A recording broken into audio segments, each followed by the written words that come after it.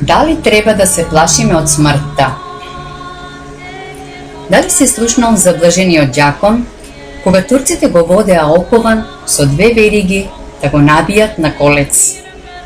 Овој витез пееше: Христос се радува на смртта.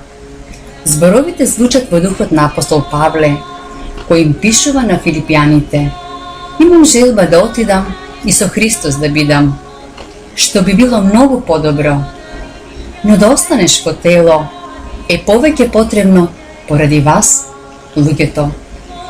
Апостолот и не зборува за смртта, туку за преминување од овој во оној живот и се радува повеќе на оној живот отколку на овој. Еден здрав старец го прашав што најповеќе би сакал од Бога. Ја стави раката на градите и рече: смрт и само смрт. А веруваш ли во живот после смртта? Поради таа вера и сакам што побрзо во смрт, рече старецот.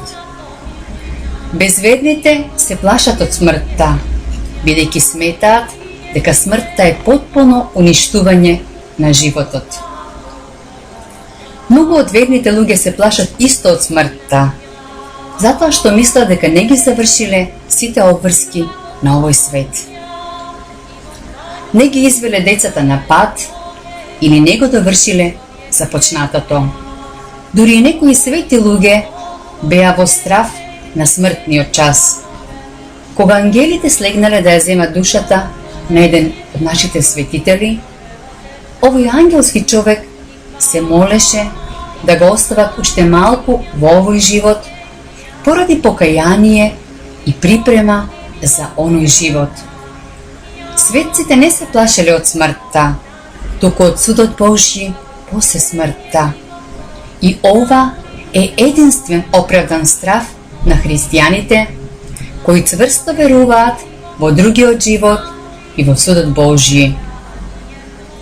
Без вера во другиот небесен живот, стравот е јаже околу вратот, што смртта ги влече осудените до своето грло.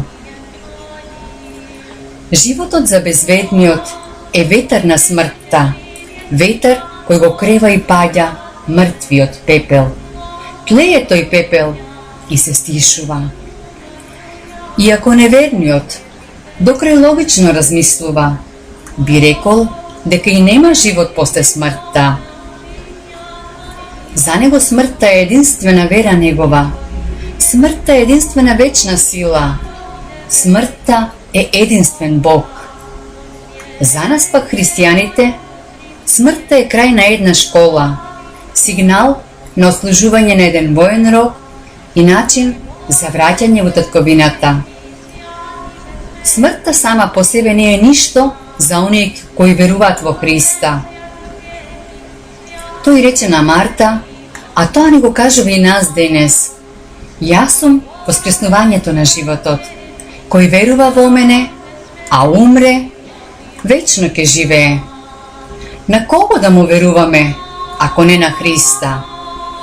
На некои луѓе не можеш да им веруваш ни кога ќе го кажат своето име. Уште помалку кога ќе кажат дека ќе ти платат утре, а најмалку кога зборуваат за длабоки и високи работи. Освен Синот Божји, никој друг не знае ни за смртта, ни за она што не чека по смртта. Но тој знаеше, ни јави и ја покажа неговата победа над смртта. Не лепи се смртен страву за прилепените до Христа, победникот на смртта и животодавецот. Сепак, еден страв останува потполно оправдан. Тоа е оној страв што и светите души го чувствувале во погледот на смртта. Тоа е страв не од смртта, туку од неподготвеноста за оној бесмртен живот. Страв од нечистотијата на својата душа, затоа што нечистите нема да го видат Бога, ни правиот живот на светото небо. Бог нека ти е храброст и утеха